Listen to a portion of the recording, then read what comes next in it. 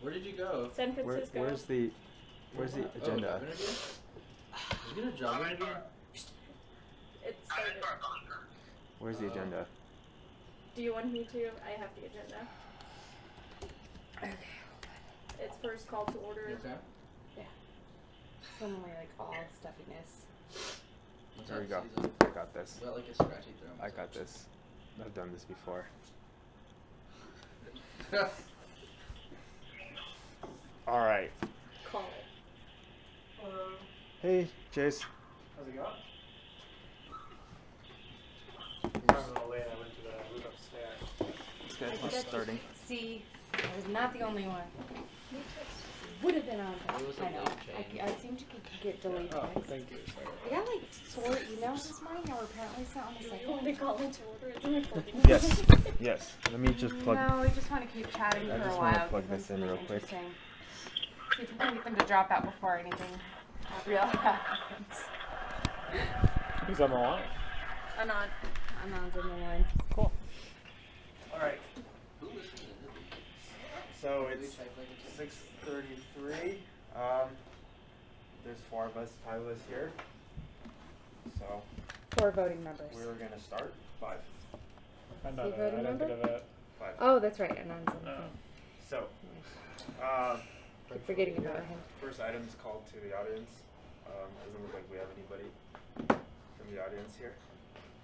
So, minutes. Did y'all look at the minutes? Briefly, I'm opening it back up right now and just making sure there wasn't anything. Nothing stuck out to me, so I'm assuming if I look at it again, nothing's gonna. last one was 10. Yeah. 10:23. 10:26 is the GC meeting. Oh, I see it. Okay. I think the one. How did we get an extra, 2 extra people in the meeting from? Because we called it to order before everybody was there, approved the minutes before everybody was there, and then people joined. Oh, you mean how Who was many? late in that meeting? Jessica was late. But we didn't start without Jesse though. Are you sure? Yeah, and this was the. Oh, I'm thinking of the. I think Amanjad was late. To the last board meeting? I can start keeping track of that. Okay. No, I'm just curious. I was like, who was the last evening? Well, it'd be a good Were thing you to late? know. I was a little late to last Yeah. board. So officially, there should be 2 of us late. Oh, you were late because that's why we didn't do the budget. Yeah. Oh yeah, that's right. And I guess Amin was late too. Yeah. I think Okay. she was late too. Okay. Yeah. I was just curious. Wait, is Dr. Gaskin away from campus today? Yes. Yes. But we're So doing the minutes I'm right now. I'm good with the minutes. Agreed. Well, we need Yeah. a motion. I move to approve the minutes. I second. Call for a vote. Sure. Yeah. So how many ayes Plus Amanjad. plus Amin? Anand, we're voting. Yeah, I'm voting for you. I oppose this. So there's 6 yeses. How many noes? Abstentions? No. So 6 yeses, 0 abstentions, 0 noes. The minutes pass. Wait, why 6? Because Amin voted by email. Amanjad voted by email. Interesting. And now here's our the problem. Budget report. Oh, that's sorry, wrong agenda. No, Budget but it's report. on the agenda. I'm meeting with Cindy this Friday. So- That's everything's the same till then. I've gotten stuff, but I haven't baselined it. Okay. So next step is GC goal setting activity and next steps. And maybe I can say something to that because I sent it out earlier. I just have to find it again. So, Wait, you get Cindy's really good about CCing you on stuff. Yes. That's So like you're good with it too. Just want to make sure. Do you want to go to that meeting on Friday? What time's that? When you are, but last time we met around like 10:30. AM? okay. We could do it a little later. Can you? No, that would work for me. I work at 1. Okay, GC Goals. goals.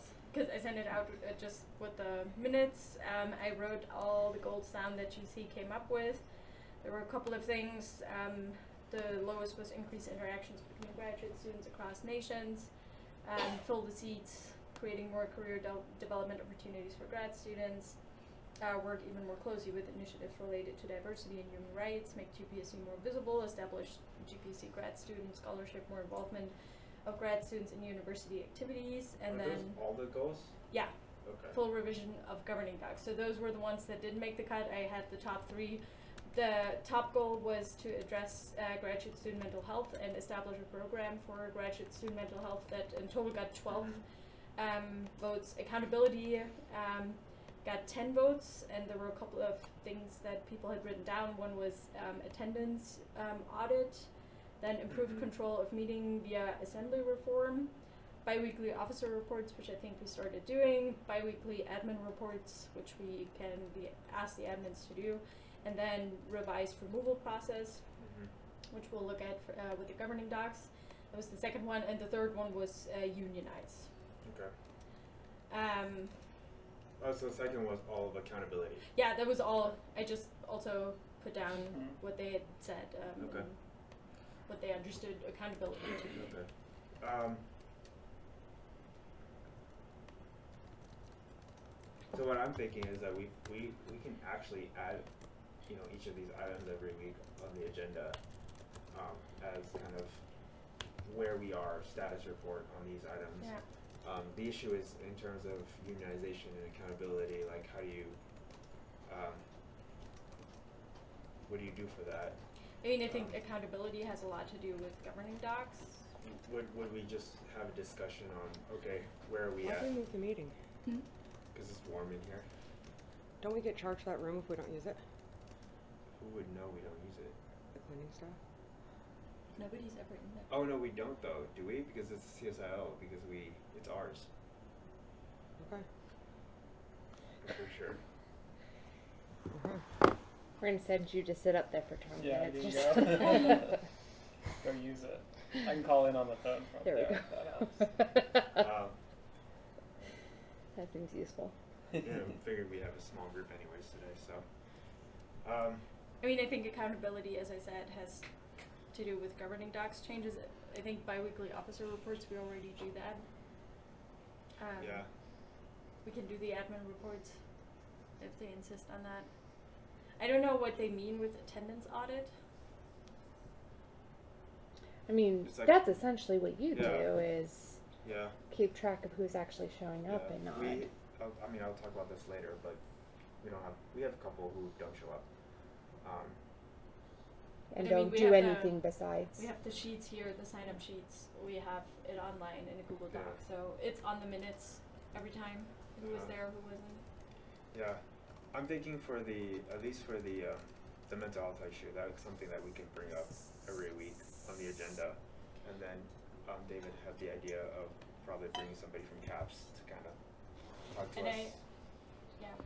I was going to say that later in my report, but Chrissy Lieberman approached me as the Associate Dean of Students because we drove down together from the retreat thing and we talked about that, and she talked to Dr. Gaskin and wanted to talk to me, so we had a meeting actually last week, and I would be happy to get things started a little bit. We were thinking about first doing a survey and then also pulling some data from the Dean's of Students office because they have some data on how many students they see for mental health issues and what kind of mental health issues. So I have some material already, but we were looking into or brainstorming other steps that we can do.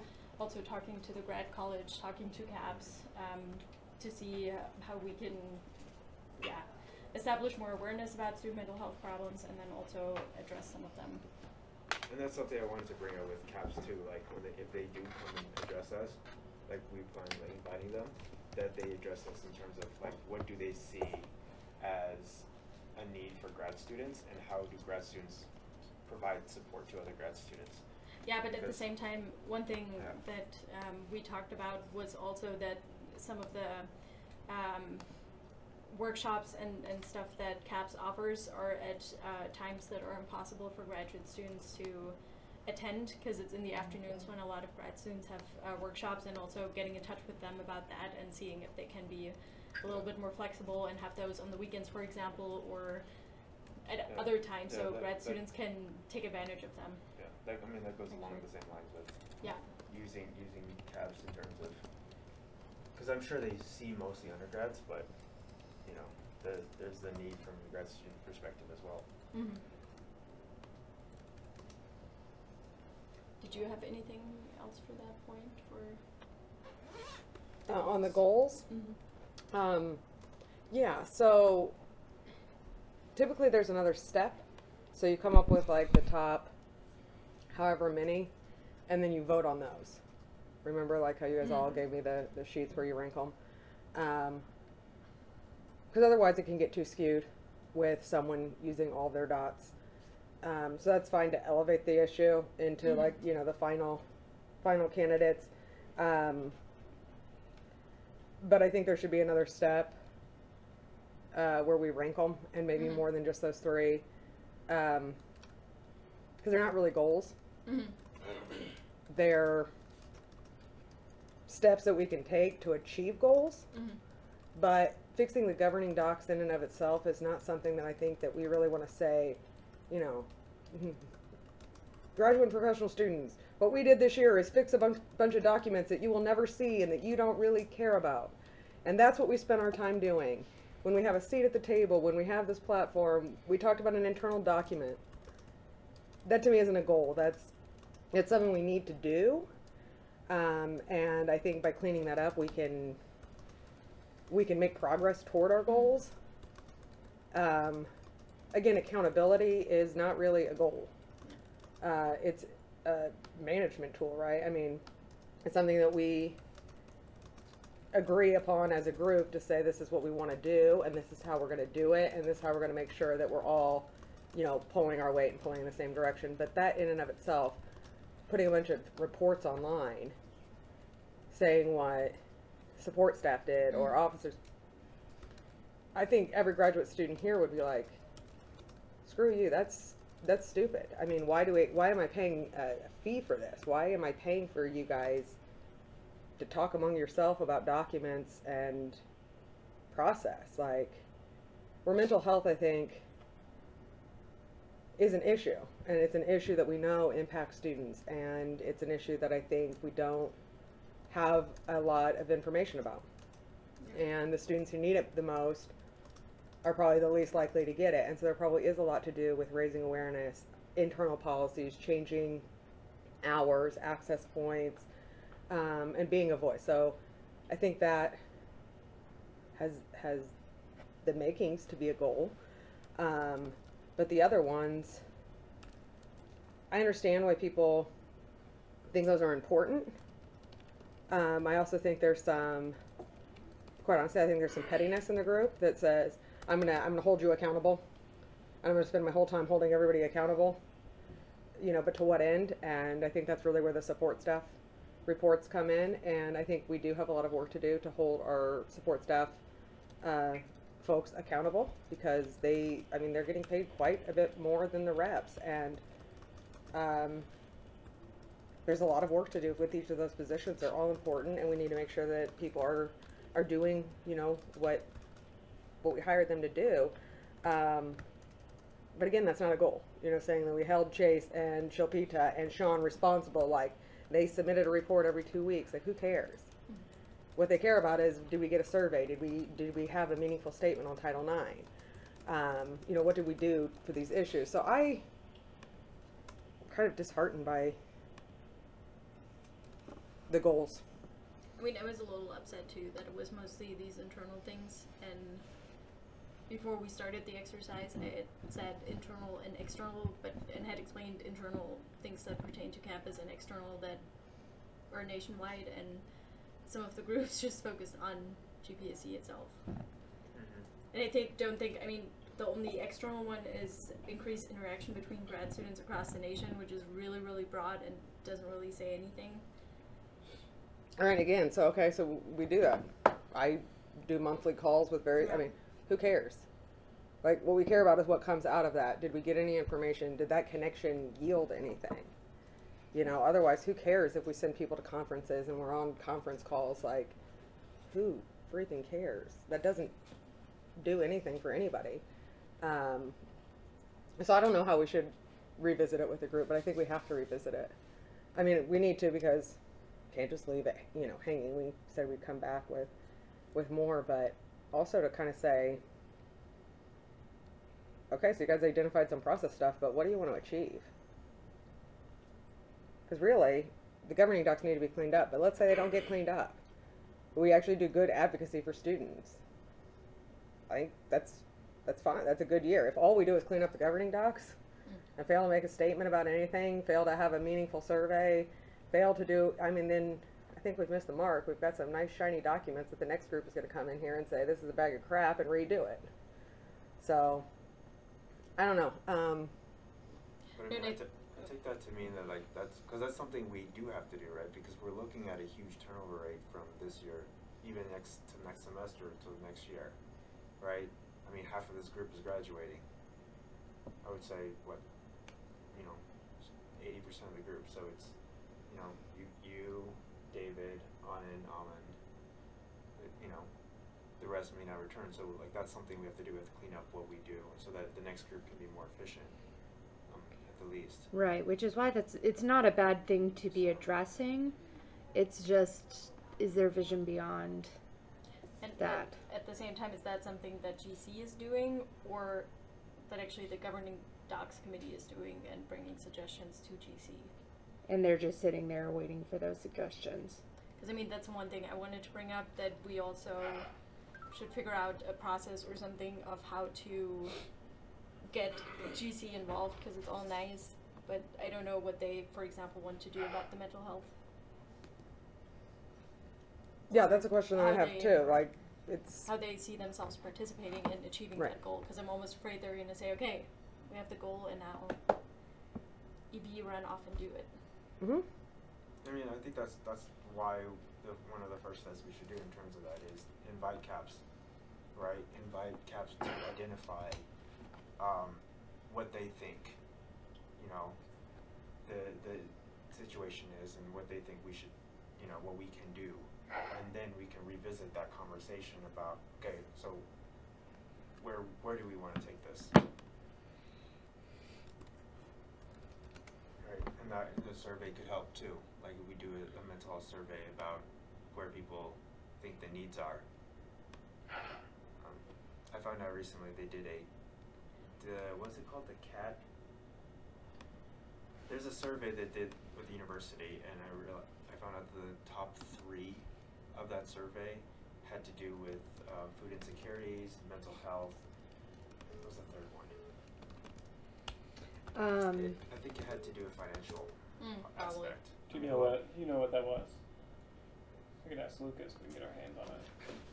I feel like Dr. Gaskin was talking about that, wasn't he?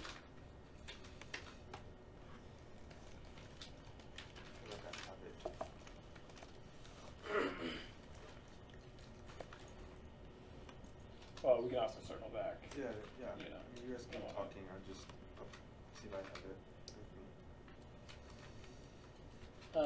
Yeah, I think the one thing that might be more productive is maybe rather than bringing a CAPS person into GC, one or a couple of us to meet with someone at CAPS and see what information they have they could give us, what they see as needs, what are the funding opportunities they think are easy targets, and then you can present a menu of options to GC and be like, look, we can advocate for different hours, or diverting some of the fees to hiring a new counselor, but I mean, that was one thing that Chrissy brought up when I talked to her, that it would first be good to figure out some of the needs and then also opinions on these things from maybe even just GPSC, but also I think it would be good to extend it and try and find out as much as we can from the graduate community itself, because apparently, I mean, at least the Dean of Students office doesn't have that much data on the matter. I don't know how much data CAPS has, but they said it would definitely, or Chrissy said it would definitely be good if we could first figure out more ourselves on that. Who's Chrissy? Chrissy Lieberman, she's the Associate Dean of Students. Right, so she's sort of saying, I don't know what graduate students need. And she said she could but help us great. get us in touch with somebody at the office of student affairs to, who can separate the cluster a little bit more, because all she had was stats on just student population in general, where graduate students were involved, but we didn't have access to just graduate student data yet. Cool, okay, so someone there might be able to separate it. Yeah. but And I can email her about that again, because she Yeah. offered that, but I'm happy, and I'm happy to connect with whomever Yeah. she connects us with and sort of meet with them and see what data they can share. And maybe in the meantime, you could ask GC reps, I don't know if this is possible, to like, look, go talk to your constituents or deans in your colleges and Yeah. report back with whatever you might have found, you know, so you can just compile, like, 10 people actually did it. yeah.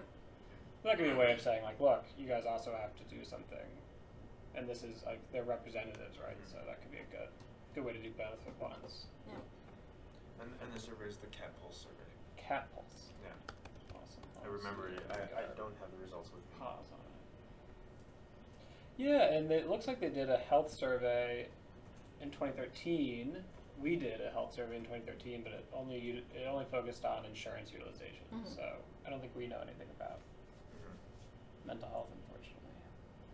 But I mean, just according to her, the numbers were growing, or they're seeing an increase in numbers when it comes to these things.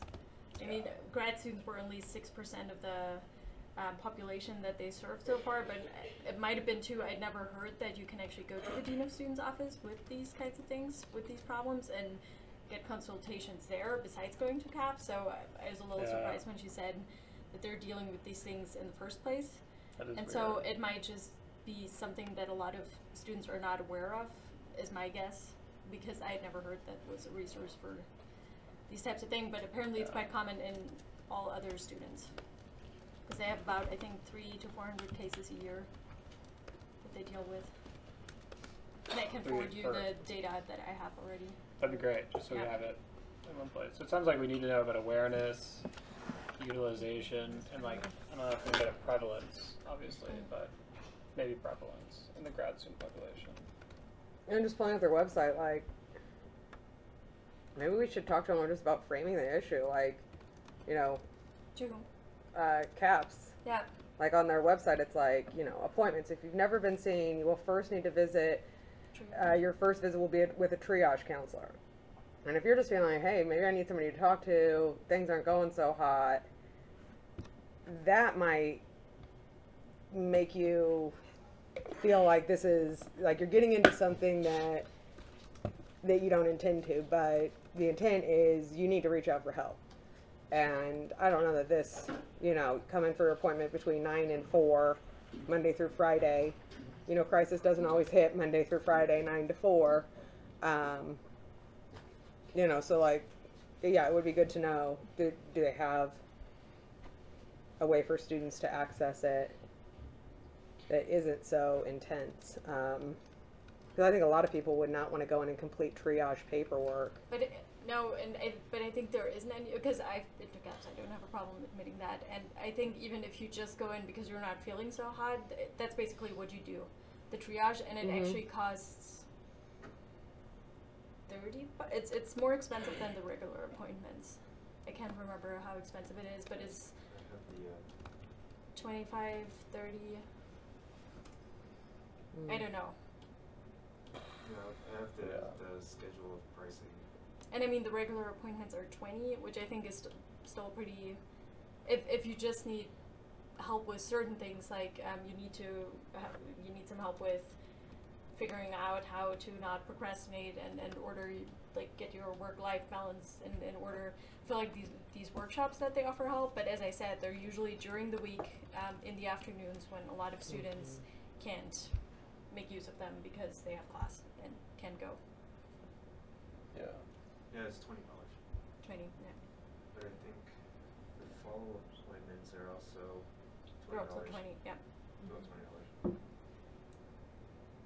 Yeah, so I think there's plenty to address there, and I think we need to get more information. And I also think it's important to ask, the folks who proposed this, and people who voted for it and think this is, what do you want to do? and that's, I mean, I think we're, 'Cause there's what not- Chrissy had, she had suggested like a Survey Monkey thing that you would do in GC. I just Mhm. wanted to wait to discuss this first, because she wanted it on this week's agenda, or she said if we could, we would put it on this week's agenda, but I think we should take some more time to plan this. Yeah. And I think But we- yeah, to do that like live basically and see what their thoughts are.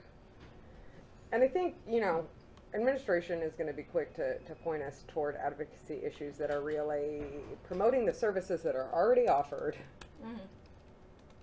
And while that's fine, I mean, I think we do need to increase awareness about the services and make those connections. That's not really advocacy. Yeah. And I don't know that there's federal legislation or state legislation, you know, pending that would make meaningful change to this type of service. And if so, you know, I'm sure it's in Trump care at some level, but that's not going to move. So, you know, where are we policy-wise? Is there a policy at the U of A that we want to change? I mean, hours and things like that. That's pointing toward advocacy. But make sure that we look at it with a critical eye and not just end up passing information and then saying that we've, you know, done something to address a very serious issue. I think a lot of it is on how we, you know, we're not like passing information. We're going to be, you know, trying to address an issue that students face. Students can't get the resources they need. Students don't know about the resources they need, right? So I think that's what we're really looking at. But what are we basing that on? You know, like, do we have any information that says students don't know what resources are out there or they're not using them? I mean, that's my feeling. I mean, that's, I think, I've gotten a lot of complaints on the availability of CAPS. A lot of people have talked about like not having, you know, that resource, and then I've been directing some people to CAPS already. Like, oh, you know, we have this resource, you know, CAPS that you can go to, right? Well, and I think it is a start. That's a start. Yeah. But again, there is the feasibility of schedules, and it's kind of like the campus pantry is a great resource. It's And- awesome that they do that. They're only available from 11 to 1 on Fridays. I know I TA until noon, and then I've got office hours till 1. So there's shot that very tiny window of getting to utilize that very useful resource. And I think that's the case with a lot of things on campus. I get that people want to go home at 5 o'clock or 6 o'clock, but if they could figure out a way to provide counseling to students beyond a 8 to 5 or 9 to 5 window. And I think it would be important. I mean, I don't know that much about CAPS services, so I need to learn more for sure. But I don't know of anything unique that they do for graduate and professional students. they have workshops, as I said. If you go there, they'll give you all these pamphlets and flyers. But they're usually like Tuesday from 3 to 5 or something like that, which is a really bad time for grad students. And What are the workshops? Um, Like just a couple like examples. coping with stress in grad school, and I think a lot of these. And Could is that the be- graduate college that does that? No, that's through CAPS. Well, it's like at the I think they organized one in the Audi also, isn't it? they probably do. That's the stress management one. Yeah. It was, right?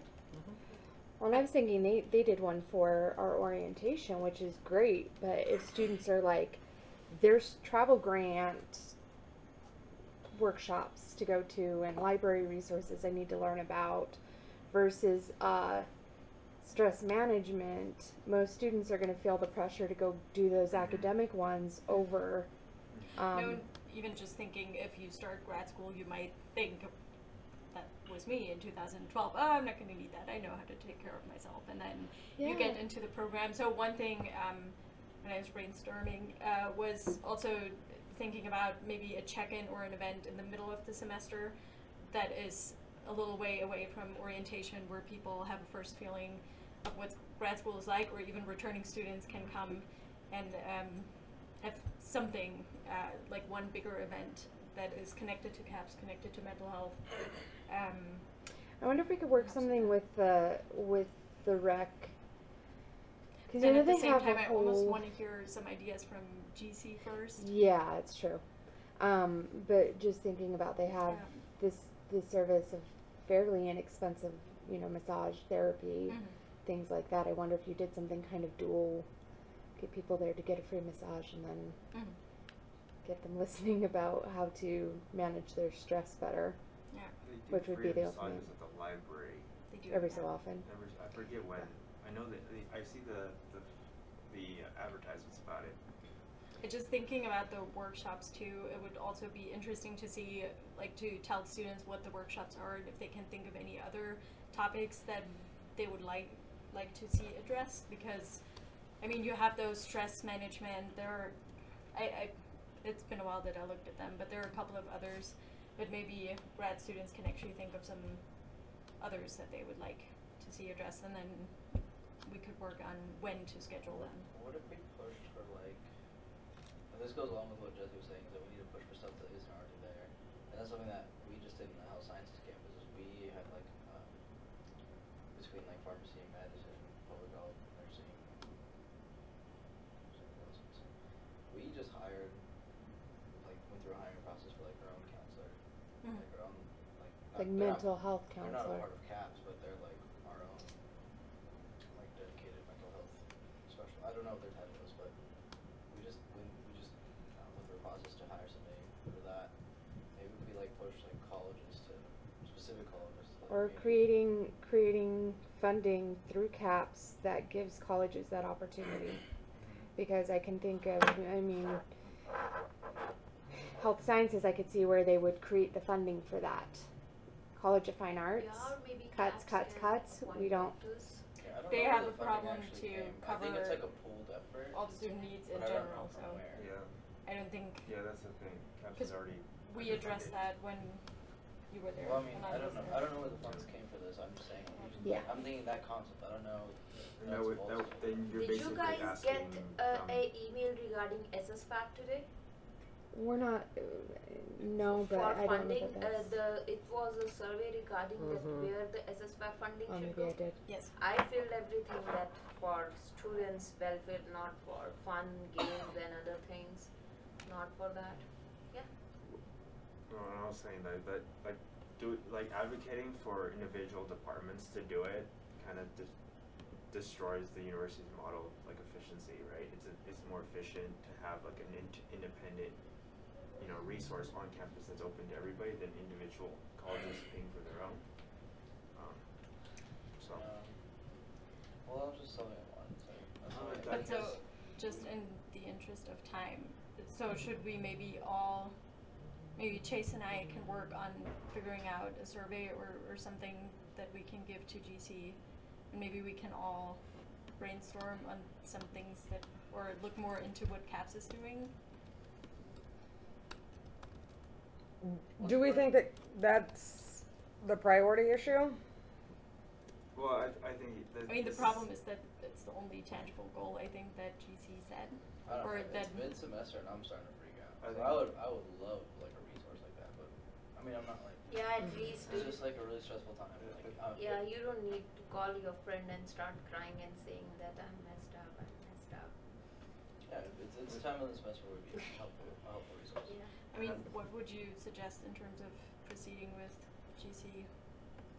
Well, I mean, I think before we just head down this one path, because that's the one tangible goal, that we should revisit it with general counsel and come up with a larger list. Yeah. And maybe that means that we need to give them some suggestions of things that we have thought of, that other schools have done. In that case, might it be good to revisit the idea of every single representative setting a goal for themselves in terms of advocacy? Yeah, I think so, because I mean, it needs to come in the collective, but then also a lot can be done by individuals, raising awareness within our group about opportunities. But I mean, we've done this exercise, so like if what we do has to be moving forward with this. So if we decide that, hey, you guys pick these things, let's narrow it down, like, of what then that's something we can do. But if we've already done this exercise, you can't just kind of throw it out and say, let's redo Not it. good enough. So, Well, I think that we So- can say governing docs is not a goal that we set as a group to achieve for students. So what do we want to achieve for the students at this university? Okay, to Dustin's point though, I mean, there's only so much time you can spend trying to make them be engaged and think about bigger ideas.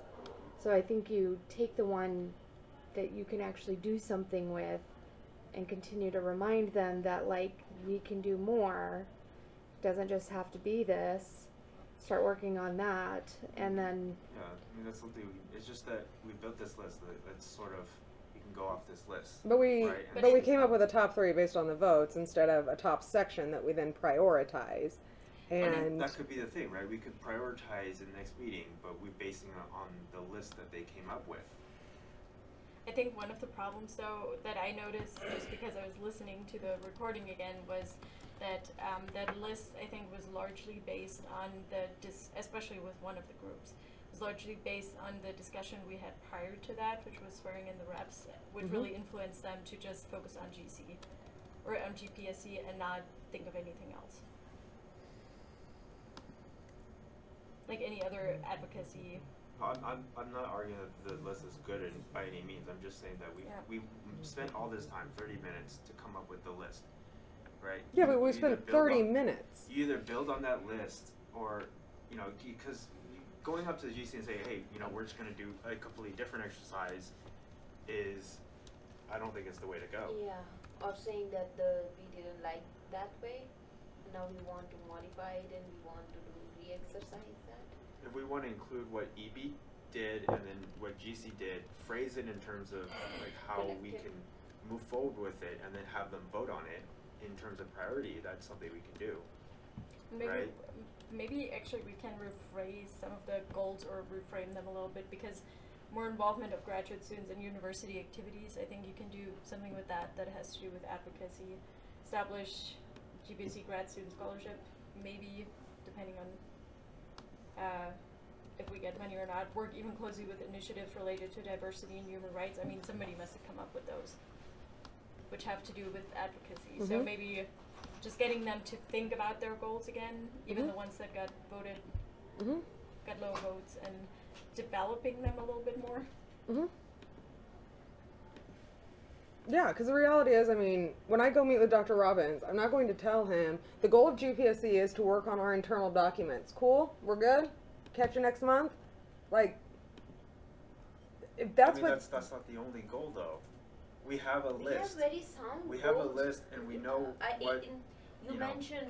Okay, and we're going to do staff reports. I mean, those are not things... That's one point. Those are 2 out of the that's top one 3. point. That's one point. What is the third point? But Was that's not even like a, that's Unionization is Nick's goal. That's the third not point. like GC's goal. Nick wants to like know what everybody's up to, so like we can hold everybody accountable. Right. That's not what everybody wants to do. And that's a I already management have decision. My own, like individual goal that like if like as a treasurer and like a rep, because of what I'm interested in, which was like one of my platform things was like research and like maybe even scholarship voting, which is like I'm waiting to go with you to see Robbins.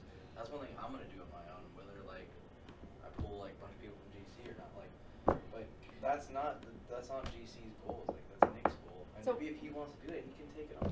So why don't we take some of The guy those from education. more advocacy? I mean, you did have a significant portion of the GC who did vote for that. Yeah, so you cannot say that You we can't just say voted. it's his. He didn't say to vote. It just seems like he's the one that's brought it up multiple times. I But we understand that, also but are it's- supposed to prioritize them, not based on just the dots on the page. We revisit it. I mean, we can, like I said, we can revisit, but we kind of have to based on what they said. My Like, you can't suggestion just- would be that we take that we say, okay, these are the goals we see that have to do with advocacy. That's the main thing that GPSC is supposed to do. And then maybe do it old school again and break up into groups and have the groups take one of those goals that are connected with advocacy and have them brainstorm of what specific things we can do. I think that In would be terms of effective goals. because then Yeah. you're digging in on something they've already said. And that So way we can frame it to just- what Dustin is saying, because I think if you just say not good enough, we got to do this all over again, then we're just the policing And I don't force think of that the was GC. Jesse's point. No, I don't think it was either. But I get like they're not necessarily. Yeah, we can say that whatever they said, it was general, but we need something specific. We don't need a generalization that we need unity. What unity? Well, and maybe it's a lesson in the difference between education and advocacy, which is something, I mean, I talked to NAGPS last year. You know, I did like an hour-long presentation about that issue alone, because it's not clear unless you've done a lot of that.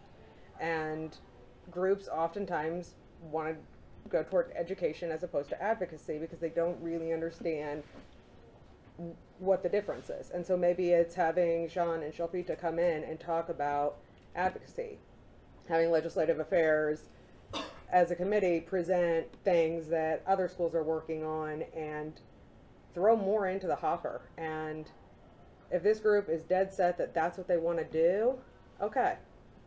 I don't feel like I don't think that we have that clear directive based on what was a pretty, I mean, the groups were pretty disjointed, and, you know, the ideas were individually driven largely. And so I don't know that that is the collective that, you know, I have a group of reps saying, this is what we are passionate about, and I'm standing there going, no, you're not. Like, I think it's a good exercise, but it's not a perfect exercise, and I don't think it worked out that well this time. And I mean, I think we have 3 different categories of ideas, right? And what do you think those 3 You know, categories we have are? We have one where it's like university level, kind of like you said, education, and then you have one where it's internal level. Let's get our shit together, right, and be accountable. And then we have another, you know, kind of more advocacy, grad student level, where it's unionization. So we Here's do the have thing, 3 though, categories of things that's not the same. For the internal thing though, there's already a committee on it. Like if people wanted to actually just like do something about it instead of just call people out on it, like they could join GovDocs, because we've had how many meetings? Mm-hmm. We've made change. We made stuff. And happen any a rep little can bit. propose a change. We made stuff happen. Like if they really want to come, they can come. That shouldn't be a goal of the. They don't have to do it through the committee. They can just propose it. Like I get what you're saying. No, see, the thing is, nobody's saying we have to have one goal, right?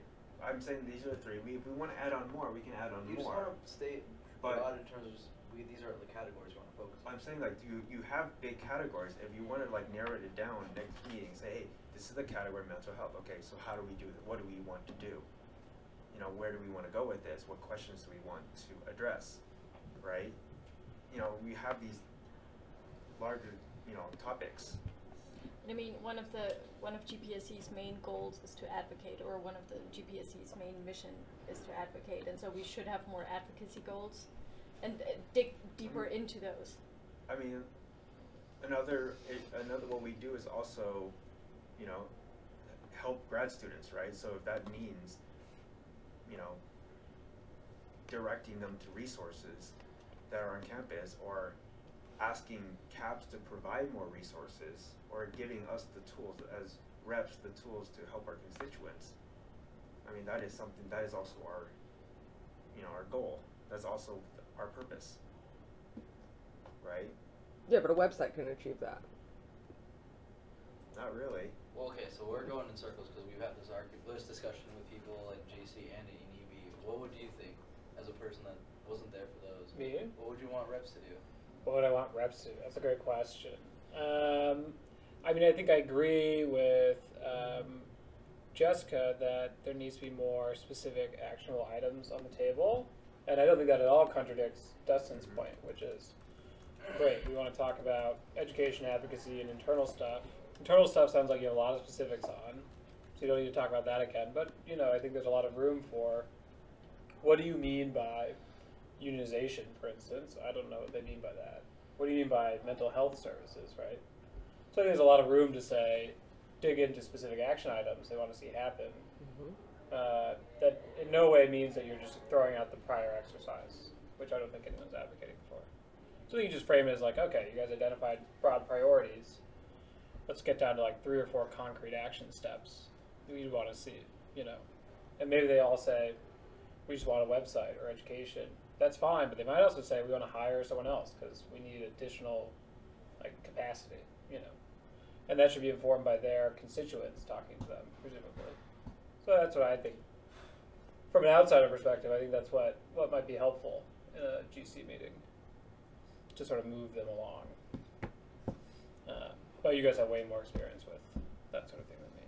Well, I mean, I think we have a really good chance, and we have a good voice to like, go to like these student services meetings and talk about the new expansion they're doing with the library. And instead of putting retail or putting like sleeping bags there for people to just chill. No, seriously, they're thinking about putting, like, they're thinking about like they kick people out of the library for sleeping there. Now they want to put stuff in there. It's like controversial. But the whole point is like, let's use some of that space in Bear Down Gym or somewhere, and we don't have to build a new like CAPS space. We can just I work even with what we told have. my advisor to have a sleeping couch kind of thing there, so that at least if you want, we can crash there for some time. That wasn't the point. That detracts from the point. The whole point is like we have a voice that we should actually exert. Like if we as an EB or we as like a GC show up to one of these meetings and say, look, this is a need not only for like graduate students, but for the whole like university.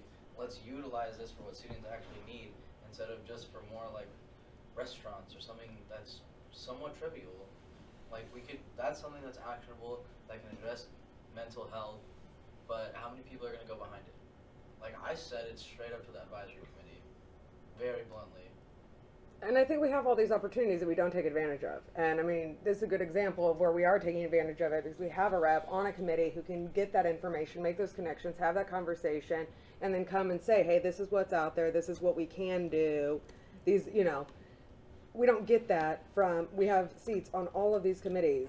You know, meet with the rec center, and they're doing the new facility, and I think what they're really envisioning is more of like a health and wellness center. So not just, you know, more dumbbells and whatnot, but a wellness center. And what does that look like, and what do we need? And so that's where I feel like a lot of that, we already have the infrastructure to do it, and we're not doing it. So we got to get the GC to figure out that that's what GPSC is about. Right. And not Well, being and like the watchdogs of reports, each other. it's like, you know, you put time on reports and it's like, well, we don't need to do this. Well, first of all, we don't, because nobody gives anything meaningful. But instead of throwing the baby out with the bathwater, we need to look at that and say, well, wait, why?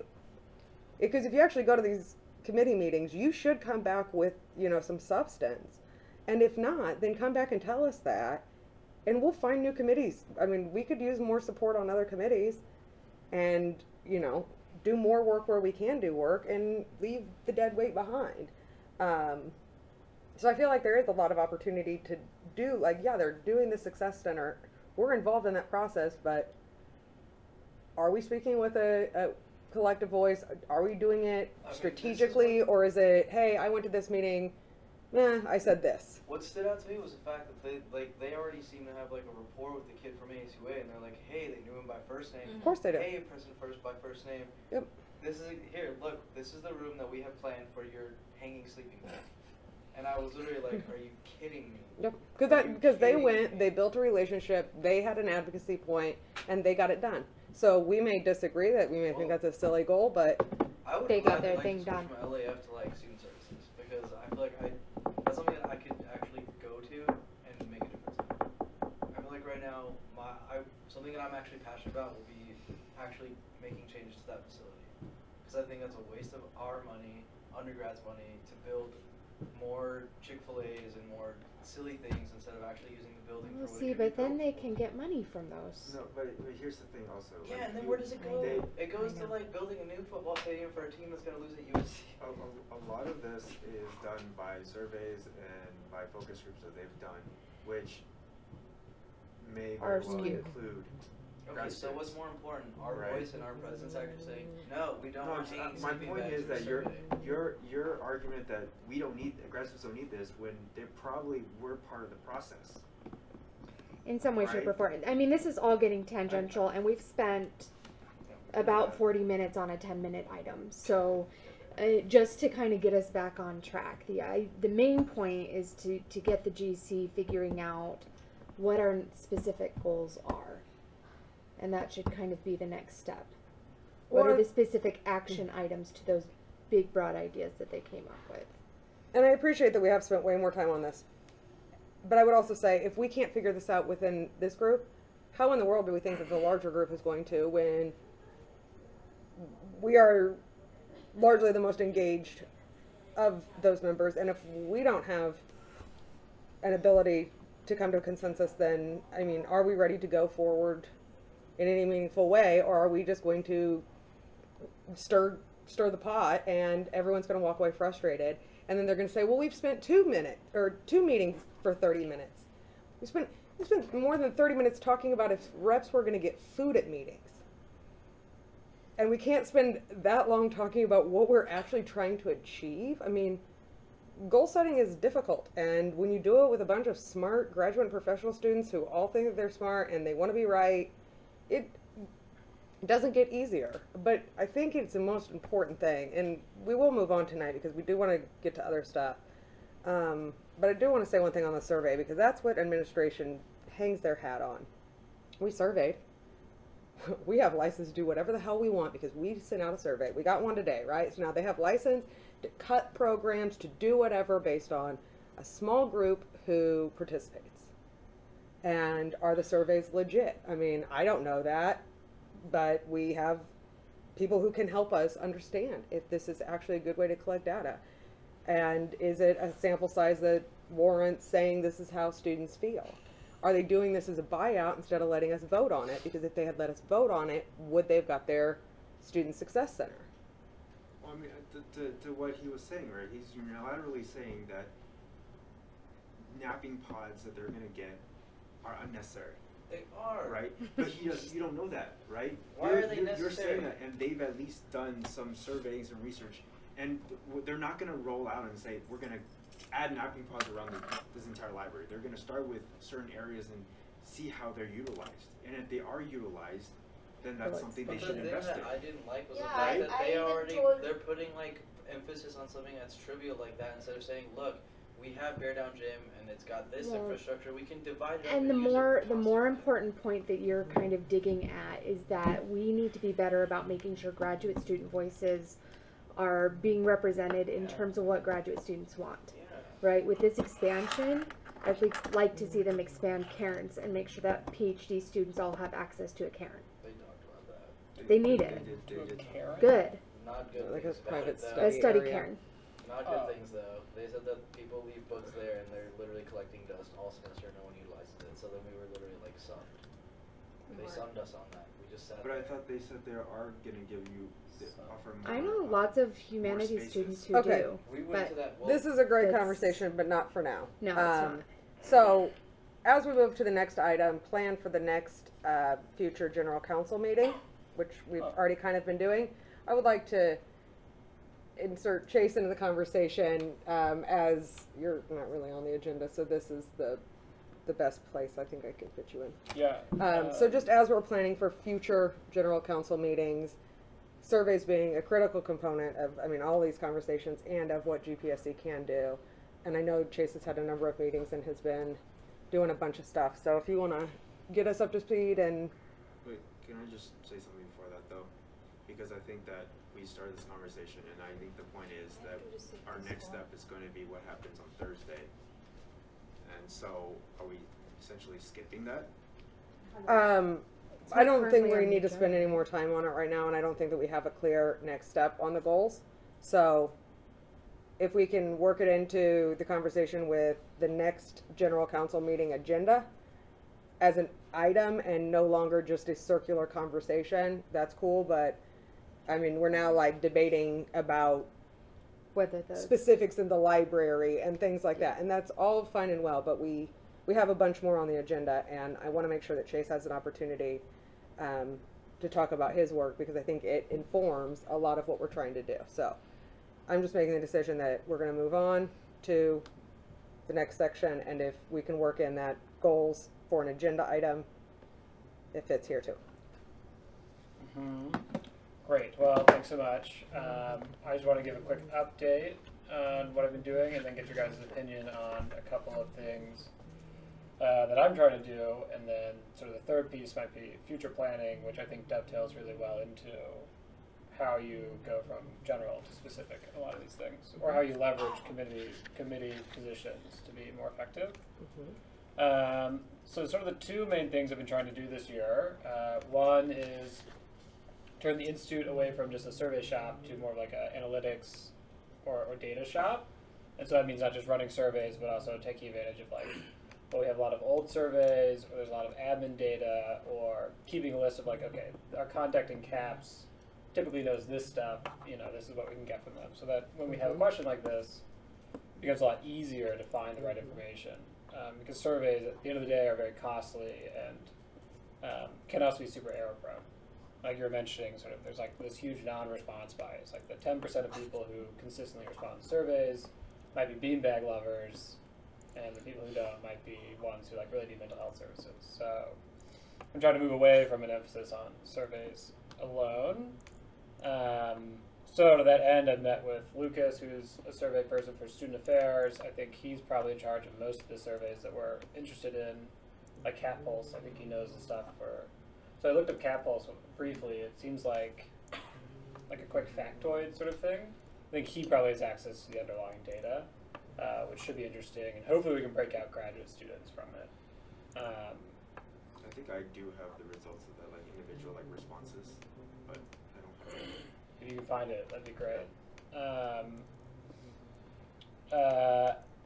As well as Thomas Rhodes, who's sort of the survey analytics guy for the grad college. And both of them, but I think Tom especially, are very well respected in sort of administrative circles. And so it's helpful to get their buy-in for things because more people will listen to sort of their data or analytics, or ours if they sort of say, yes, this is like a high quality piece of thing. Sort of like helps us piggyback on their credibility. He also has access to just a ton of admin data, and like Keeley knows how to get it quickly, and so he might also be a good resource for stuff like this, where it's like, well, he knows where they store the number of visits by graduate students to CAPS every year, but maybe even the CAPS person doesn't even know where that's stored.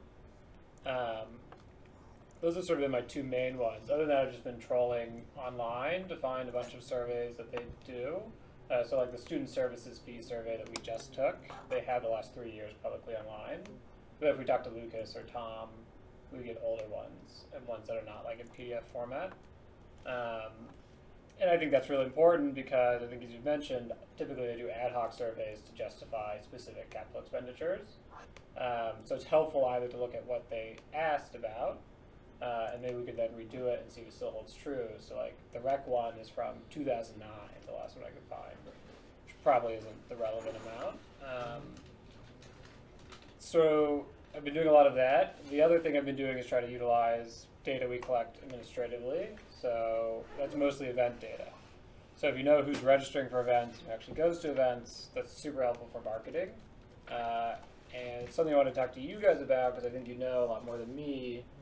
I've been trying to find like the central way that we do registrations, and I found like 4 ways that we do registrations. And I think if possible, it'd be good to unify that into like a consistent template in like data form. So it looks like we do it through our website, GPSC Forms, only for orientation. And then I think Social has its own Qualtrics one. Social has, I don't know what's going on with Qualtrics, but Social has been kind of pen and paper for a long time, and we're just starting to figure out how to utilize that differently. So we found out recently that we have access to the card swiping technology through ASUA, so we want to start using that for people showing up to the socials. We also, and I don't know if there's a tool like this that we have access to that would feed into this in a better way, but we're having our first kind of smaller social, it's 124 people that got tickets to it, so it's kind of bigger than our other stuff, but we're doing the planetarium this Wednesday, and we used this site called Eventbrite that will allow us to do ticketing, and then people kind of sign up at the same time. And that has actually worked out very well in terms of knowing how many people are interested. We'll see how many people actually show up. Yeah. But part of our intent in that was if they have a ticket, maybe they'll kind of feel obligated to show up. So we can look at how that feeds into everything or how that information can transfer over easily. But yeah, I'm trying to get it into more of a digital mode. Because last year and seemingly before that, they just have people write down their IDs, and then bring it to Carol, and Carol would enter it all in. Yeah. Yeah. Which is tough.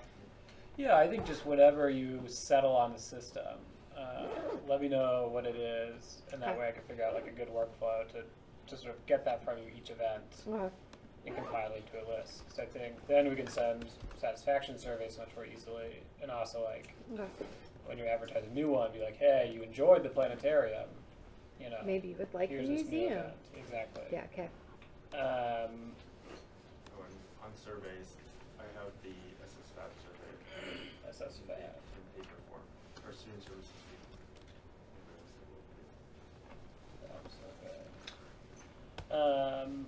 And then I'm also working with Patrice on like a student appreciation survey to figure out what's better for grad students, what they want.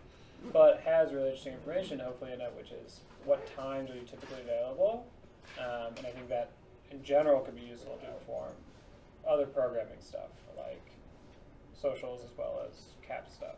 Yeah. And could you work with Lucas? Because I know he came into Green Fund to talk to us about the portions that were pertaining to Green Fund, and we actually managed to change the survey quite a bit to mirror what the Green Fund committee wanted to see in the survey, Rob, as opposed to what he had envisioned first. So I'm wondering Yeah. if you could meet with him and maybe give more of the graduate student input for other surveys that they might do. Yeah, so listening to you guys in this meeting, I think a big, I don't really know what to call it, but a big leverage point maybe for us is that when committees are designing surveys, that we really have a lot of input into them. And I'm happy if I'm able to attend like the meeting where Lucas comes in and talks to us, right, to sort of help. Or, you know, if you're on a committee and say, hey, could you talk to Chase real quick about, you know, graduate student stuff. In particular, I think student services is a big opportunity because I think the way they do it is really not a great way of measuring priorities. I agree, and that's a conversation that I've been having all over town. And maybe somebody else knows this. I got the survey, I even filled it out today, but I just filled it out. I don't know what it really does. So, does anybody know what is this used for? What are they going to take So, this data and do with it? So I know for Green Fund, we're going to get the data and use it for the grants that we get to decide on whether it hits the student population needs and desires. But I feel like especially, I mean, Green Fund was only a very small piece, but I feel like I also filled it out this morning, and I feel like with the student services portion, there's so many things on there that it's really vague and doesn't tell me anything specific. And Yeah. I mean, at some point you just click boxes, I feel like. I mean, it's primarily when we get the applications, right? Like you said, is this something that students care about? And that's how we rank. That's how we will eventually rank the applications. But that's actually where we got him to change it, because he first wanted to look into what students care about in terms of sustainability, and then move to campus, and we managed to get him to move to campus first, shorten some of the weird things he had in there that were way too long and that everybody would have just clicked through. So yeah, as I said, it got changed quite a bit because we thought it would be more it would be more beneficial to first have students say what they would like to see on campus, because that is what affects them, versus what do they care about in terms of sustainability in the first place. Right, it's not helpful to you to have sustainability attitudes so much as like. But at the same time, keeping our water fountains. yeah. When I was going through it today, I felt like it was really repetitive, and I caught myself just being like, whatever, because you check a lot of boxes. Yeah, yeah, and my quibble is that the priority is what's the fraction of students that say something is important or very important, and what you don't get there is a sense of like each person's own like relative weight on those things. So I could think that like mental health and green stuff is very important, but if I asked to allocate like $100 to each of them, I'm going to allocate $80 to mental health services and only $20 to green stuff. Yeah.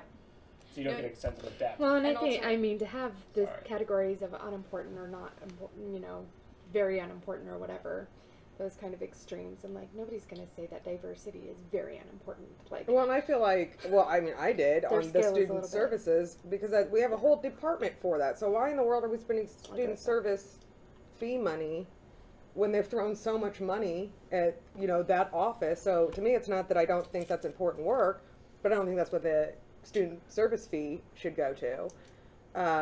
So, I mean, I did. I said diversity was not important at all for that. But that's what I was just about to mention. I think when students take that survey, they don't really think about that because you see it should go towards African Americans, it should go towards, I don't know, but where's that already covered? What exactly are you doing with the student fee money for that? And so it's just so vague and global. And I think a lot of people don't even know Green Fund exists and how much money they get from student services fees. Right. I mean, that was one of the questions I asked you, like, right off the bat, and it was like, nobody around the table, you know, had a feel for how much we pay, how big that fund is. So it's hard to then make decisions on a survey without that knowledge of, I mean, what is this going to be used for? And I was told that we were going to be involved in this survey. And fee survey? Yeah. So the fact that this went out today when obviously we were not, and I literally just had these conversations like, you know, 2 weeks ago. So to me, I would believe that they were already well in the works. They came to Green Fund the day they wanted to send it out originally, and then Green Fund asked for all these changes, and they were like, okay, so on Monday. Did they And it talk was about really it in last committee? minute, I think. Did they talk about the services committee? Yeah, Lucas came and talked to us and just kind of, you know, I mean, like I said, you know, like Carolyn mentioned, this is mostly for how we prioritize projects, right? So when we get a project to come in, is this, and then we go through the list and say, is this something students care about? If it's on the bottom, then they're like, nope, let's not fund that, right? So, I mean, this has a lot to do with the applications that we end up getting. Right, which is really important. I mean, that's where all of our dollars end up going. And most of those do come from different branches of student services fees. Student services. So student services will basically submit applications, you know, to the SSFAB, and they'll allocate the money that way for different projects. I mean, typically there are like a lot of new ideas that they fund.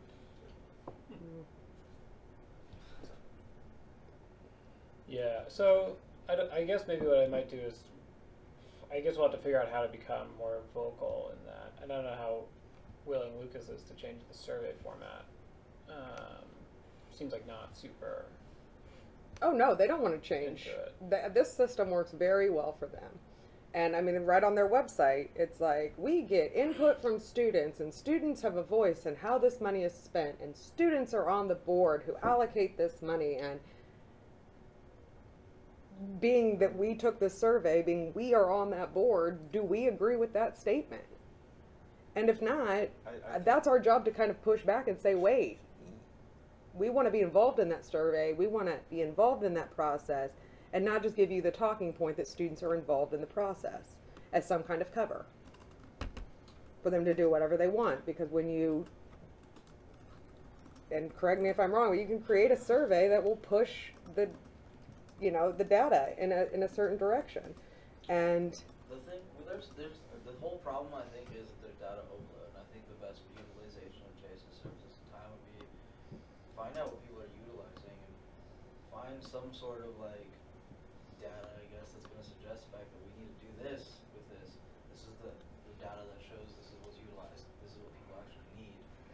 Because obviously these are engineered. That seems very, that is not. I think when we talk about this, we're thinking of it in terms of how does this survey help grad students?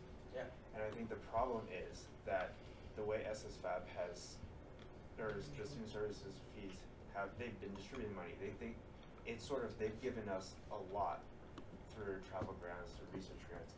And if we're going to continue to push for those grants, right, then that's fine. But I think I'm curious to know how many applications comes from grad students led projects, right? because when we start looking at those, then the grad. Well, they cut our research funding, so. Then the students in the room can have a say and say, hey, you know what? I think this is great because it helps the grad student population and the undergrad population, and then this, you know, this is a good program or project. The grad college has data. Huh? The grad college has data about this, because I just talked to the dean of the grad college about this, that there's always this idea that grad students get so much in travel grants in X, Y, and Z. But according to Dean Carney, we pay more than we receive in services from SSFAP, like significantly. And if it were, you know, if the pie were cut fairly, we would get a lot more. Do you think I mean, all the is that's disproportionate like that because we broke away from A's way? Do you think if we all sit down at the same table, it would be a little different? No, Yeah, I don't know, because then we could get run over in the sense that they just have the votes, right? Like, so they could then not support any graduate student stuff because they could outvote us. But then it's on the record too that they're.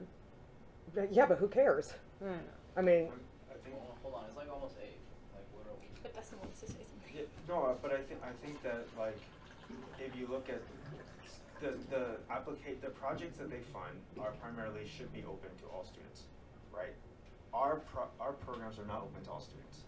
Our programs are not open to undergrads. Undergrads can't get research grants, right? Undergrads can't get travel grants. So I think that if you think about that, we're also funding projects that are going to them, right? That we're still getting stuff out of that. I mean, whether or not we get our fair share, I don't know, but I mean, at the end of the day, if there are grad applications or projects that people are proposing, I can fight for that, right? right. I can say that, hey, you know, that we should fund that because we should. Like, But not when they've already stacked the deck. I mean, you can, but to what? There are 3 grad students on the committee. Right, but when they've already sent out the survey that says students prioritize A, B, and C and don't care about X, Y, and Z. But if that's not legit, then you coming in and saying, you know, hey, childcare, like even the childcare question on the survey was like child-friendly services. For all the stuff I hear about childcare on campus, it's the lack of a facility, it's the lack of funds. I'm sure there is a need for child-friendly events, but that misses the mark, in my opinion. So for that to be the example on what you think we need for childcare services, people might rank that low because of the example that was given, not because they don't think that childcare funding is an issue. And if you take the entire student population, you say graduate and professional students per capita have more children, but we don't have the numbers to vote, we're going to end up low on that survey, but it's a high need. I think that for even this. if you surveyed all of graduate students in say childcare services, I don't know what percentage you would say that that's a high need. I think it depends on how you ask the question. I mean, if you say child-friendly events, I think you're right, not a lot. But if you say literally childcare services. If you say we're the only school in the Pac-12 without a childcare center on campus, and it has repeatedly come up as a retention issue when graduate and professional students leave. Do you think that we should prioritize? You're going to get a different set of results than, hey, you want to have your kid come to spring fling. I mean, if you're going to phrase a question that way, you're obviously going to get the answer you want. That's my point.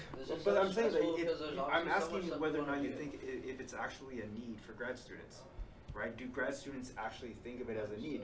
Because you can convince any grad student something's a need by, you know, framing the argument. Mm-hmm. We gotta think of stuff that we can do though, because like this all goes back to the whole thing. Like we obviously have a lot of stuff to work through. There's a lot of stuff we want to do, and we have like a semester to do it. This is just stressing me out because like there's not enough time to do any of this stuff, but it's all valid, and then it just makes me feel like we're just swimming in an ocean. Well, but half of what we're doing is establishing a way in which we can utilize our staff in ways our staff hasn't been utilized before. And he's the expert on surveys. So trying to figure out how to best utilize surveys in a way that gets graduate student voices out there, I think is an important objective. Yeah, I'm just saying it's just stressful. I know. And so I think instead of, you know, to Chase's original point, instead of the survey machine. We do 4 surveys, and here they are. That's what the Institute does, and who cares, right? Like, they're on the website, you can't find them, they're meaningless, whatever. How do we use this skill set to get at the table with, student service fee surveys? Because they hang their hat on that, and the student policy board, and because they do surveys, the grad college surveys, to say, that's great that you guys are reaching out to students, and we want to be part of that because we represent students, and this is our guy who can be at the table and can interface with us and come back and say, okay, this is what we talked about at the meeting, this is what we're working on, give me some feedback, and then use our ability to reach graduate students and his ability to do surveys to make these more meaningful for students, so this doesn't happen where we all get the survey and is it going to say anything meaningful? I doubt it, but are we going to go forward with another year of funding and policy based on it when we weren't at the table? And I think that's, where we can use Chase, but we got to get him there because he's not going to know when different committees are going to be doing surveys and when Lucas is going. So we have to make sure he's at that table. Yeah, and I think like a short-term thing I can do is that as I'm collecting these data sources, figure out what their outputs mostly are, or who uses them as an input, right? So student services fee is a very clear one, right? The student services committee, but I can do it with all the other ones too, and that could be a good way. I think the other thing that I think I would like to do, though there may not be time this semester, is to do a priority survey that's maybe a little better done than the student service fees one, so that's a general template people could use to go back. So it could answer the question. Only 20% of graduate students think that childcare services are very important, but of those, it's their top thing. They'd spend 99% of this fee increase on that if they could. And so, or they might say, actually, no one cares. The reason we don't have childcare services is that people don't need them, and that's great. You don't have to argue about it. I think we're running out of time this semester to do a big survey, and I know we're running out of time here, so maybe I'll just circle back next meeting more about that. I'll do some work on that. I was sort of waiting for the inputs from GC, but it seems like maybe those aren't super forthcoming, so I might draft a list of priorities myself and then run it by you guys. I think would be a great idea, kind of around GPSA week too. Yeah. I think that's something that if we're going to release a survey about grad student priorities, GPSA week is the way to go. Okay. Yeah, and I would just encourage you to just take the bull by the horns, and if you're waiting on us, be a long cold winter. But I do have something that might this might end up resolving itself if, like the committee I'm on, it ends up being largely supported by faculty. But I know I'm seeking, my department's seeking, a lot of PhD students in the humanities are seeking to have the policy lifted for PhD students not to be able to teach GE classes. So there's a policy, they can't teach them right now, we want that removed. So I'm working with a professor, we're getting a letter to the undergraduate council, but if we get pushback there, I may be hitting you up to see if we can't find some data as far as how that might help students who would benefit from that. Sure. Yeah, and I think we have some other ways to tackle that as well, but I think it's gonna, I think you're off to a running start and it's gonna be successful. I'm hopeful. I think. The Rec Center wants your guidance to reach out to graduate students on the new facility. The Rec Center? Yeah, and I can introduce you with them, and I don't know the best way to kind of, should it be our survey, should it be their survey, and that might just be a conversation between you guys, and then you can come back and tell us our options, give us your opinion, whatever. Sounds great. But that might be a good way to try to get some good data, because they are building that right now, and one of their main criticisms... Is that what's going up on there on Grant? It's right by the new Honors College. They haven't broken ground on it yet. And the Rec Center is big. Their Achilles heel is their undergraduates only. That's the perception. Well, they still haven't reached out to me about, and I'm on the advisory board. There's so many things to fix. No, And the it's- thing no, that but it's sucks for interesting you is 'cause that that- there's that data rec overload. center- There's data everywhere. There's so much stuff that you can look at. Like, Just then gotta find people it. don't, like, there is like 10% of people that will answer a survey. Like, I get so many emails I don't look at them because it's like there's Yeah. for every one that I look at, there's like 14 that pop up, and it's just like, geez, like, what am I gonna do with this? Like, I'm inundated. I agree. So Well, Did Amanjot leave? One I thing that think you so. should do, that I'd suggest that you could do during GPSA, because I know, like, like for example, the library right now on the North Campus, every time you go up to their service desk, they have like an iPad that you like fill out a survey. Maybe if you have the ability to rent like those from somewhere and have a survey, so we can actually hand it out to people in person instead of sending it via email, that will give you, I think that'll give you a more representative, generalizable result for a survey. So Sure. I think if you just send it out via email, it's just too much, and people don't. We just get The inundated with problem with that emails. is location, Yeah. right? If you survey people in the student union versus if you survey people in the hospital, you're gonna get different results. But Yeah. the whole point is Right. we're inviting graduate and professional students. Yeah. People everywhere. Well, are yeah, like but people. then you get, again, if we do it at socials, what kind of social is it, and is it just We've the got an people that show up expert to the on bar? surveys who could So- probably. Well, that's I'm Yeah. just Provide saying that. those are I'm saying tools that, like, there you that I think think about- will give you a more representative result. Yeah, I think that's a great idea. I think we have to think about how to do it best. Tonight may not be the best time to hash out those details. Yeah. But I would encourage you that if there's a question you need information on, or just want to bounce around ideas, I'm happy to serve as a reference, or something like this comes up at the rec center. But thank you so much for your time. I know it's sort of Thank running you. a bit late, so. We will put you, let me know when you want to come back to a GC meeting and we'll block off some time to figure out surveys. And I Sure. appreciate the work Okay. that you've been doing and unraveling the puzzle that is the GPSC Institute. And yeah, the year is going to pass fast, but I think there's still time to do good work, and half of it is figuring, flipping all the puzzle pieces face up first.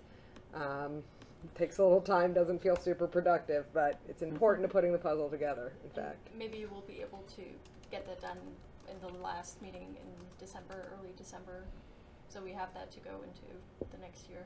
Get what done? To have you come to GC and hopefully, Oh, in December. Well, Yeah, the well- thing is, he should have been coming to like LAF this whole time, but we didn't even know you were not. I didn't know you were supposed to be there. What's LAF? I didn't know I was supposed to be Legislative and there. Financial Affairs Committee. Legislation, okay. But basically, we could totally use your guidance, because right now I feel like in that committee we're just showing up on Wednesdays just to chat, fix errors in English in our agenda and our minutes. Okay, yeah, I'll just circle back up with you to figure out when that is, and maybe I can go to Next the meeting. Wednesday. Next But I'll Wednesday. hit you up. We need to have him and who else? I don't know how to say her name, you but the sent me a video development of her. director. Dundee- She's, Dundee? yes. Have you scheduled a meeting with her? Yes, I'm meeting with her Okay. tomorrow. Yeah, well, let me Yeah, close it, tomorrow. because we could Okay. definitely use your help in getting our direction too. Sounds great, yeah, sorry, I didn't know I was I didn't supposed to know be, either. supposed No, to be I- going, so. You were supposed to be on the email list. I joined late to that committee myself, so Gotcha. Cool. we're fixing things. I'm looking forward to it. So, anyway, Okay. thank you. Just, for your just time. one last thing. So every year, Columbia, the grad student council at Columbia does a kind of an end of year student quality of life survey. Is it I on the phone? I should have access to that, and if you want a copy of that, I Was can he send it to ever? you. Is So you can Anon just look still at on the the kind of phone? questions they ask. That'd be awesome. Anon, are you yeah. there, bud? From Columbia. Anon? So I'll try to pull that up. It's still That'd be running. awesome. We Anon, could do are a you similar there? sort of quick So thing. you're reading my like, minutes. what our key indicators. God bless. Okay. I just want to give an accurate Hi. report back about attendance. We just want to make sure you're still there. Want to make sure you're okay. We're worried about you. We know you're vulnerable. Okay, so the other thing that I want to do at the future general council was the Robert's Rules training, and I feel like that is necessary. So I know we talked about it last EB, and I mean, ideally, Amanjot would do it, and perhaps Dustin could play a supporting role in that. Are we any closer to doing a training for? I think this represents the answer to what you're. Okay. This is your answer. So we'll move on to service project. Dustin, have you I made? think if we're doing the training, I think we need to talk about what what we're thinking about it, what we think it should look like. Like, because I mean, you want to do like a presentation on Robert's rules. People learn by doing. It should be like let's learn it by doing it. However, like, I don't care how it gets presented. I mean, my end goal is for everyone in general counsel to have a basic understanding of like 10 or 20 basic functions, and we all know how to use them, and we can use them to go on. And I don't feel like we even know when we can amend things and what's happening and the order of operations right now. And I feel like we need to get a base 10 or 20 and all get on the same page with this is how it goes. And maybe that's a demonstration, maybe that's a video, maybe that's a handbook. I don't know. I think there are a number of ways to do it. I think there are a number of resources online. The ASUA parliamentarian has volunteered to come here. There's a parliamentarian society here at the U of A that we can tap into.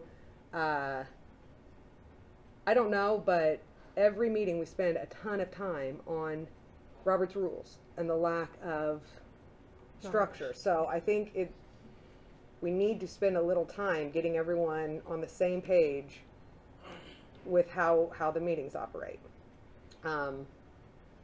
Well, I'm going to say that starts at the top too, where I've been trying to get a hold of the Robert's rules, and I'm not at the GC meeting, so I can't necessarily implement that. But I like the idea of like, doing it by, people learn better by doing it. Yeah. And me going through it, I mean, it's confusing.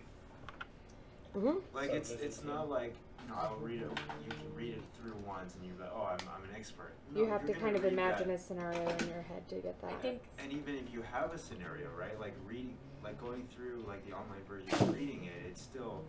It's dry. I'm just like, it's kind of ambiguous. Well, because I think what was most useful when we did the training with the person that they brought in was those role plays. Like going through rapid role plays. What if we Granted, did it during one of our meetings? Like we used one of our meetings as a training. that's ground. what I'm saying. So give me a second to finish. Oh, sorry. But I think it would be useful to write up several scenarios, role plays that we would go through and kind of that would specify something that is going to be useful for the GC to know, that will be used often, and kind of build on that knowledge. but one of the main things is to get our assembly chair to use the language that's in it, because I think that's one of the main problems that, especially There's no because I modeling. went through the recording again, and there was a lot of times upheaval about recognizing people, and if the language would be used, that would be much easier to remedy and prevent these instances. So I think it starts with the assembly chair Yeah, it following has to be modeled. the language and the procedures. Yeah. I think we have a good chance to like implement this though, because we're gonna be having those discussions about the new reps pretty soon. They're gonna be rolling in, right? Yeah. I mean, we've added new reps. But again, the assembly chair has to be the one who starts off. Oh, no, I'm Here's just saying, how like, this if we- functions, and I mean, this is just like a good opportunity for all of us to practice it. oh, absolutely. That's what I'm saying, because Yeah. like we're gonna have arguments and discussions as we like bring in people, because we're gonna be like, I vote for this person, I don't vote for this person. Like, that'd be a perfect chance for us to actually put those rules into practice. I mean, one thing that Jesse and I discussed, which I think will start next meeting, is to have a Google Doc of the agenda, which is projected on Amajad's computer, but that I am in at the same time, and I will type all the motions, all the amendments live into that document so people Everybody's can see on it. the same page, yeah. Because I think that was one of the main problems in the last discussion when I was going through it again, that the wording wasn't clear. It was there were very wordy motions, and then when they were amended, it just got confusing. Do you want to do that, or do you want me to do it? I can If do you're- that. if you're I have to taking do it notes- anyways. If you're taking notes, that might be something that you. But I have to Okay. write out the motions anyway, so. So then that just gives people the chance to remember the exact wording that somebody else said and amend it properly. Okay. I see the Cool. benefit of that. That's smart. Yeah, because sometimes when they got repeated, they got changed, and And then you're like, wait, what So was just like that? writing the minutes as like and as well as we go. I will just have just like, the motions. Yeah, I'll have the minutes open where I take my notes, but then I mean I always Okay. write down the motions anyways as they Okay. come, so I don't have to go It's back. almost Right. how we were doing the Google, the governing docs the other day, and then everybody was able to see the live doc. You're gonna be a regular stenographer pretty soon. Yeah. That's my only concern is that when you're switching from multiple things, and I've tried to do this with switching from the Skype feed through the absentee Let's- ballots, managing all those I different. mean, I don't want to components is really- dump an additional thing Yeah. on you, so let me try it the Okay. next meeting, and if I notice that it gets too confusing, we can Okay. always. Okay. I appreciate it. Well, and yeah, and maybe, I mean, if that document is up and both of you are paying attention to that, that we can get it up there even if, you know, Carolyn's still finishing something else, if you're both kind of, and then that would also be interesting, did you write it down the same way? You know, hearing it exactly, does it come out the same way? Because, I mean, it's hard to do. I mean, today I Um, went back and listened to some of the motions again just to get the Yeah. exact wording. Cause Yeah, for minutes you have to, I mean, that's what I found when I've done meeting minutes. So to do it live time is quite a task, and I appreciate your willingness to do that, and also your willingness to jump in there, and because I think that will help limit some of the circular. And then I think, honestly, as I said, one of the main things is to get her to use the language because that helps. Because I've seen it in Green Fund a couple of times now because we go by that in the open meetings. I mean, we have a script given we're able to do that, but it's still. So when would be a realistic timeline for a training? If we say that this is something the executive board wants to do, and I we mean, think that this During will help. meetings- During meetings, I always Yeah, like- but are we going to do it this Thursday? Are we going to do it next? I mean, what is our timeline? Do we? Well, where are you gonna, you're gonna try to bring the parliamentarian, right? I want Aminjot to provide a training to the reps as our assembly chair about how these meetings are going to go. When is the Thanksgiving It's meeting? on Are we doing the on Tuesday Tuesday? before Thanksgiving, and I mean just from the. Let me get together with Amin. And Chase, you don't have to stay. Oh, I The can, whole thing. well, Okay. I can say a little bit. Let me Okay. get together I with was gonna Amin leave, and but let's Okay. I figure got out late how enough that I might as well realistically stay. we can do this. Because at the end of the day, she has to be on top of it before we can do this. And that's why I'm worried. I So, wouldn't say this I, week. I want to see how, for sure not this week. But I Okay, wanna but see the how- semester is going to be over, so Yeah. that's why I want to say, if not Oh. this Thursday, okay, but when? I think Let's How just many weeks schedule are it left of for the. semester? Like 6, I 5? can, well, I can see if we can get it ready by the 21st meeting, but I really want to get together with Amin and see, figure out where we are, and then see if we have an idea of how to actually implement this. Because it's not going to be, I mean, giving people a presentation, I don't think is going to help too much.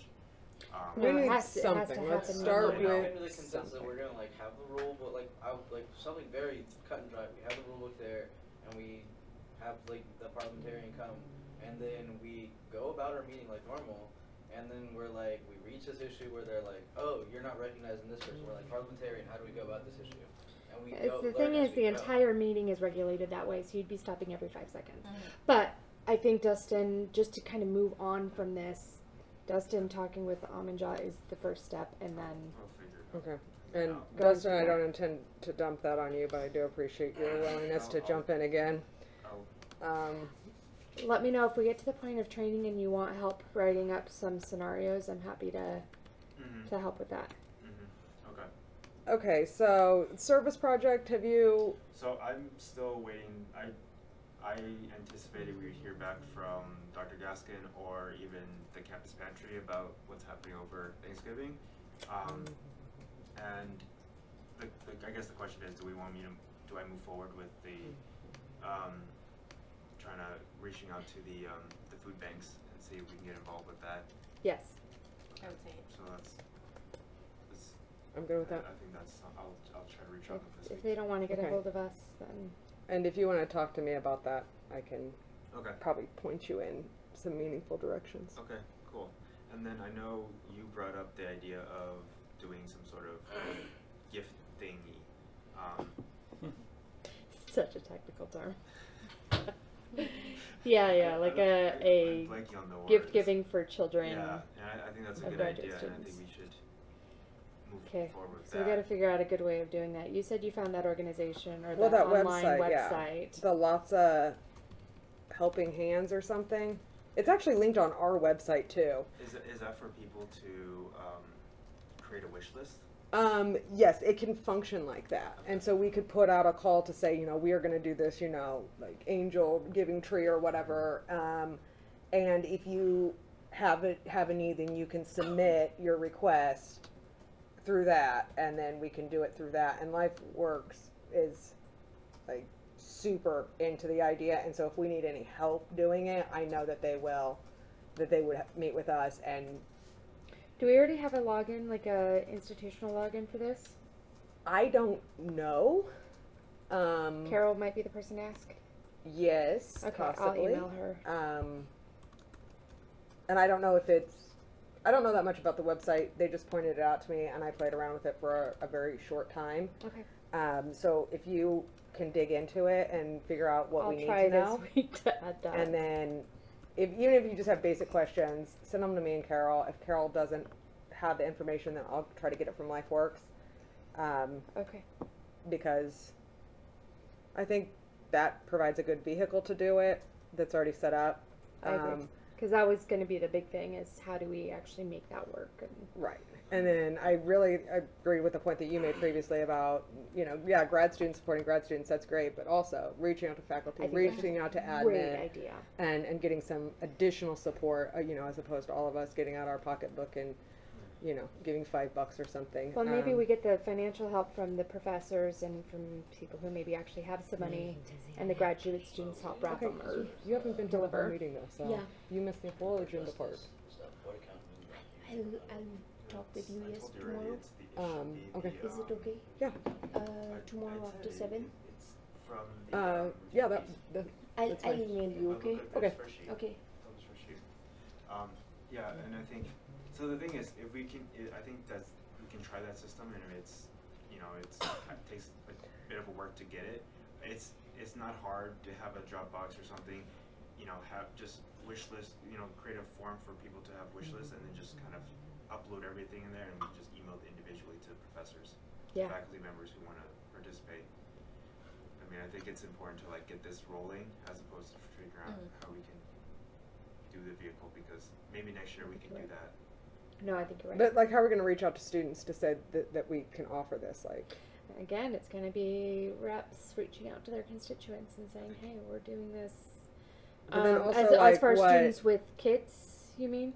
Well, yeah, to reach out to students with kids and to say that if you send us a form, that it's not public information, right? Yeah. Somebody Yeah. might not want to say that their family needs help, Yeah. and that the Lots of Helping Hands has some of that built in for Where they're anonymous. privacy and all that, Okay. which is what I thought some of that benefit was. Yeah. And it's hey, we put this out there. This is what we're doing, and if somebody wants to do that, then they, kind of approve that we know, who they are to whatever extent. We don't get a ton of information, but we know they have their 3-year-old student ID who likes and these things and yeah. blah, blah, blah, blah, blah. So, because when I brought that up to them, that's what they suggested. But if that doesn't work, I agree that we can do it other ways, and it may be better just to get the ball rolling, as opposed to spending a ton of time on a database. But if there's a tool out there, Yeah, that we I'll can look use. into this and see how user friendly it is, and I'll see if Carol knows if we already have an institutional login, so I'm not creating a brand new random login. Yeah, and for that, and even for future, I think the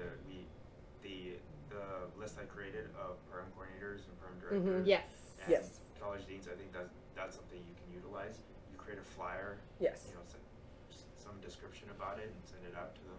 Yes. Well, and I also talked to Dr. Robbins about the fact that we don't have our own email list, and he does not think that that's right, and so Good. he's going to see what he can do to because I was like, I understand they don't want us to just mass Spam email people. everybody every time we have a social event. He's like, why not?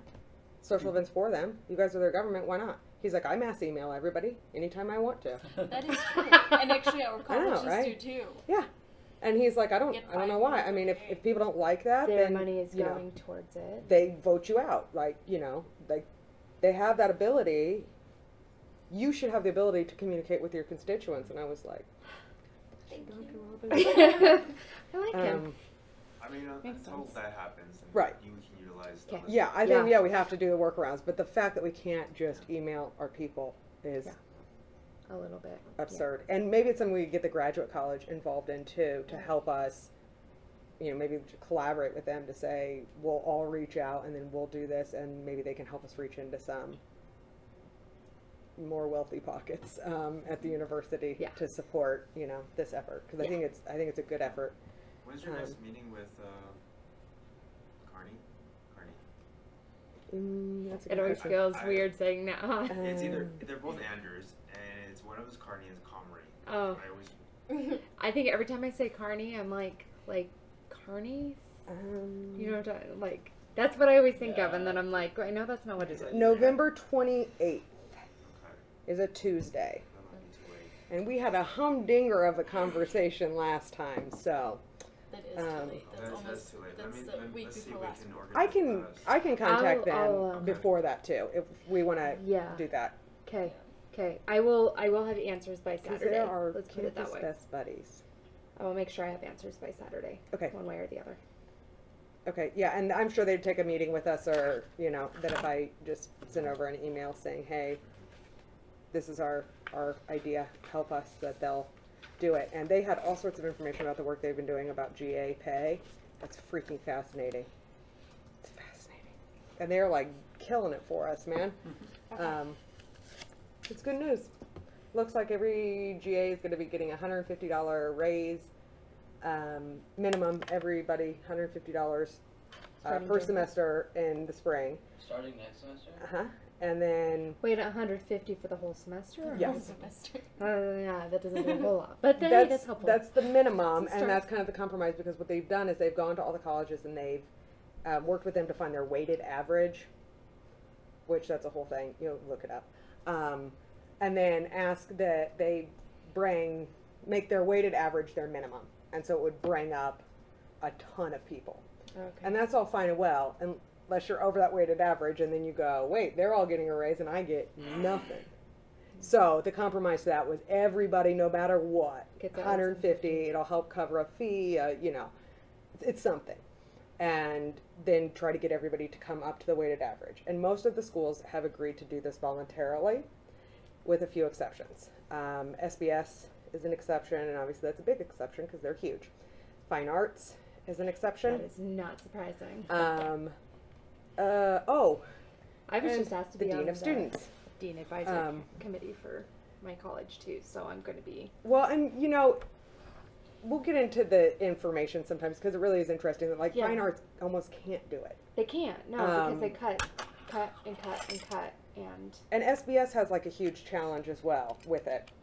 So it's not that people don't want to do it; it's that it's much more difficult for some colleges.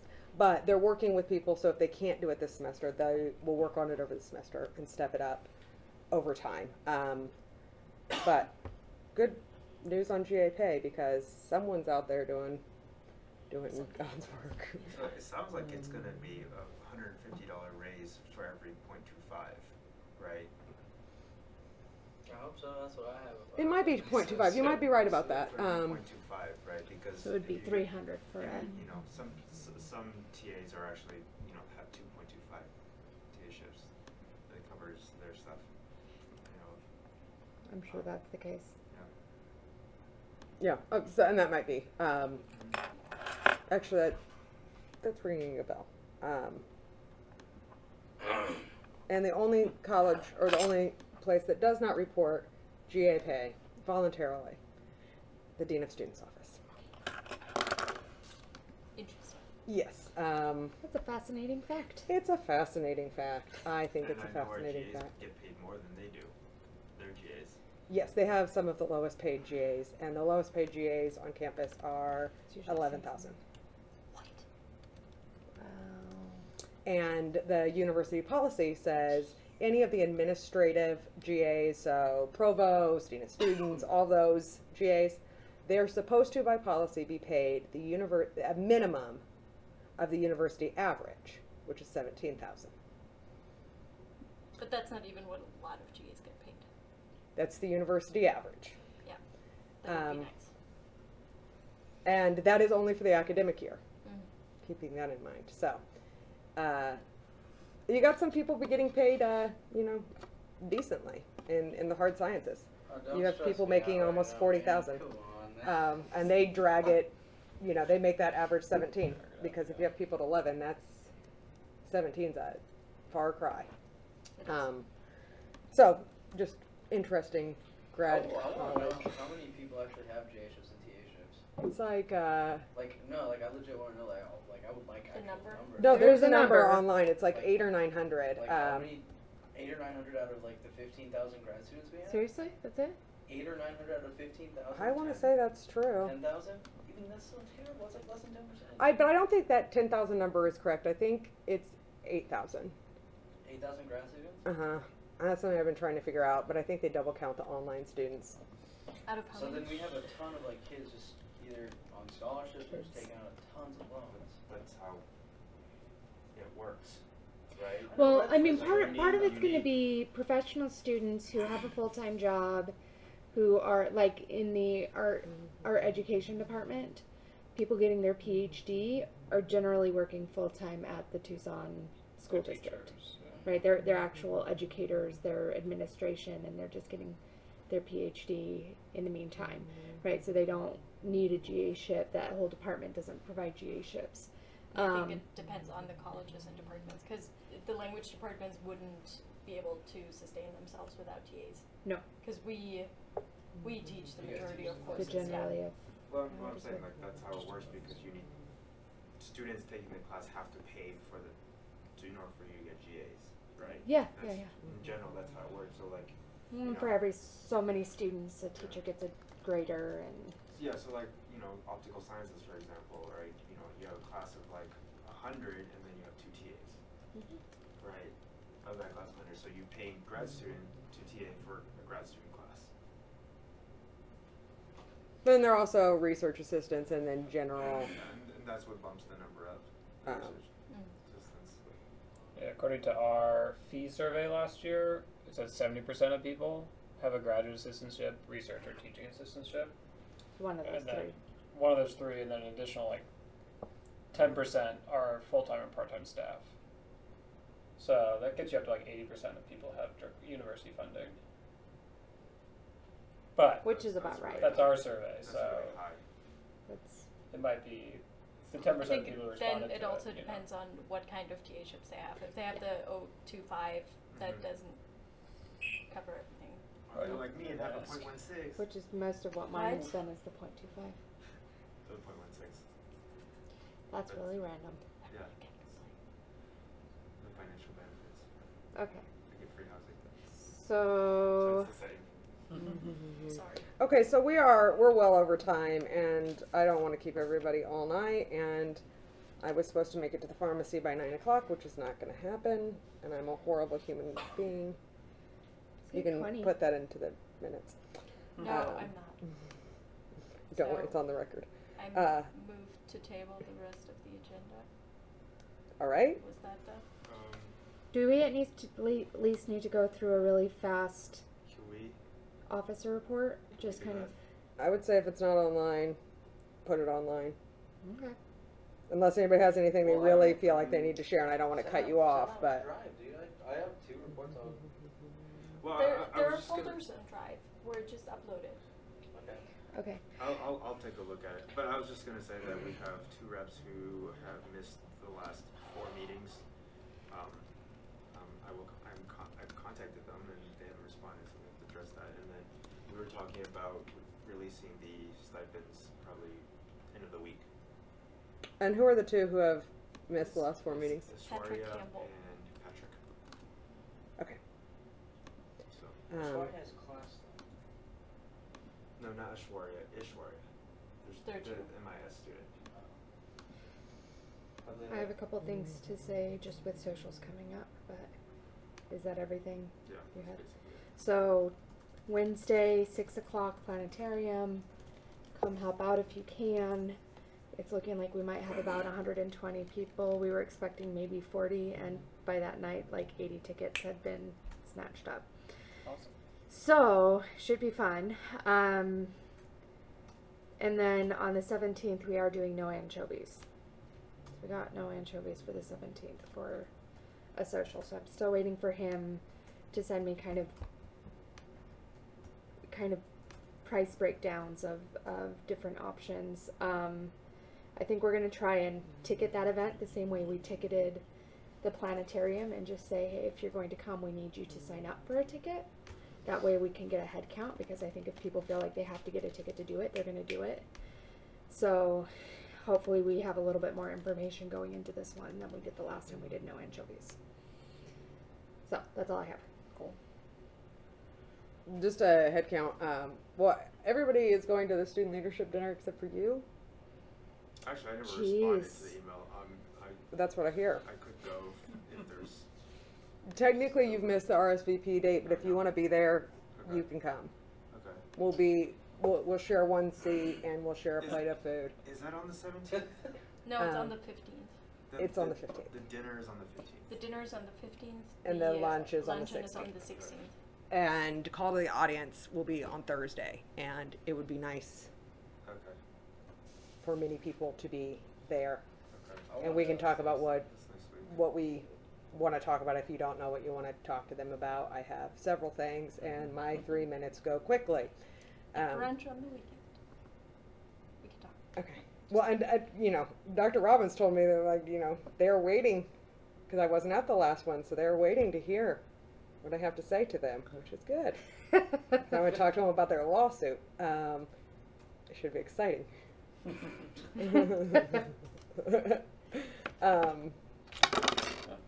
So it'd be great if you guys could all be there. I mean, it'd be great if all the reps and everybody would show up for it. But What time is it? Do you the have dinner, The call the audience thing. it moves around. It's usually right after lunch. We won't know till they put out their final agenda, but it's usually right after lunch, and they have an obnoxiously long lunch. So I want to say maybe 2 o'clock. And they'll do it so you have to submit the speaker card before lunch. They play a lot of funny games. But we can work all of that out. Okay. If you want to come and talk, you should be there to talk to them. I want to talk to them about a lot of things. I'm sure I could come up with a couple things. So you want to come to that? If so, I'll tell Dr. Gaskin, because ASU is sending 2 people and NAU is sending 2 people. To the dinner, to the lunch, to call to any of it, all of it. Let me know. I can't do lunch, so. Tentatively yes, but Okay. if something comes up. Okay, that's fine. This is my week of all the meetings, so for some reason all my meetings are this week. I feel like I have that at least once a month. Okay. So I move to table the GPSC 2025 discussion plan update and the GPSC committee reports. Okay. Second. Okay. Hearing no objections, motion passes. To adjourn? I have a motion to adjourn Seconded. and a second. Hearing no objections, motion passes. Go! The meeting is adjourned at 8:25 p.m. Thanks for staying late. You're all